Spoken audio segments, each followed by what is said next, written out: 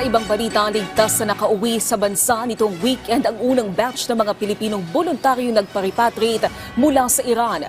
Pagdating pa lang sa bansa, agad na hinatira na ang 8 Pilipino ng iba't ibang tulong ng mga ahensya ng gobyerno tulad ng financial assistance mula sa Department of Migrant Workers, OWA at DSWD. Isinailalim din sila sa medical check-up at binigyan ng food assistance.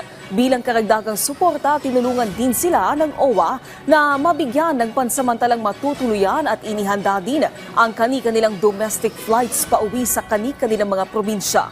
Lubos naman ang pasasalamat ng ating mga kababayan tulad na lamang ng isang Pilipino na 25 taon nang nagtatrabaho bilang shrimp hatchery technician sa Iran. Ako among pasalamat una sa tanan ang Presidente Bongbong Marcos sa dinalian nga pag-rescue sa amo.